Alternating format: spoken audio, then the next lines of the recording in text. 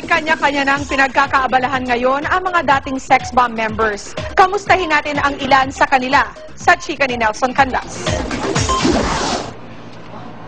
Ipinagmalaki ni Jopay Pagya sa GMA News ang bago niyang pinagkakaabalahan ngayon mula killer dance moves, pagpa-franchise ng kanyang Show My Business ang pinagkakaabalahan ngayon ng dating sex bomb.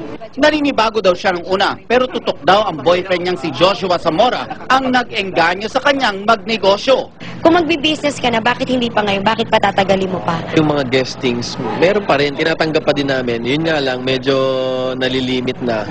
Kasi pinaprioritize namin yung business namin. Siyempre, yung opportunity, sabi nga nila, knocks only once.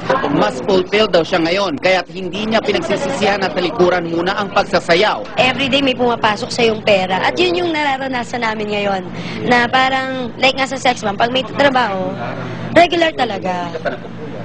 Oo, hindi pa napupuyat. Kumbaga, hawak ko oras ko. Pagiging full-time mommy naman ang pinili ni Yvette Papalan. Mas gusto niya raw kasing magkaroon ng oras para sa kanyang unika iha. Hindi ko alam kung ano magiging plano. Bigla akong umalis. Mahirap yung nasa sex bomb ka or nasa ano ka na, may kontrata ka. Hindi mo magagawa kagad yung plano mo. Tapos yung asawa ko din. Siyempre ngayon, iba na din yung ano namin. So, kung may plano kami, dalawa na kayo mag-usap talaga. Matagal na raw gustong sumubok sa pag-arte sa mga stage play si Aifa Medina. Mula nang lumiban siya sa grupong sex bomb, unti-unti na raw niyang nagagawa ang mga dating pangarap lang. 3 play yung binigay sa akin. Binigay sa akin yung Noli Me Tangere, yung Florante at Laura, saka yung Bimi.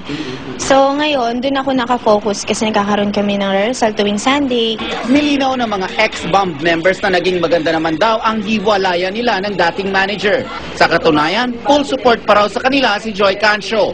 Maging ang mga naiwan na sex bomb members, hindi raw nawala ang pagtitinginan sa mga dating kamyembro. Hindi tayo bumabata, alam mo yun. Talagang minsan, darating at darating tayo sa gantong point na magkakahiwalay din tayo. Hindi, alam mo, pakasal kaming lahat, magkakasama kami, di ba? Talagang maghihiwalay din kami, napaaga lang ng konti. Nelson Canlas, updated sa Showbiz Happenings. At yan ang Chika Minute. Tutok lang uli bukas for the hottest in showbiz. Ako po si Pia Guanyo. Mike?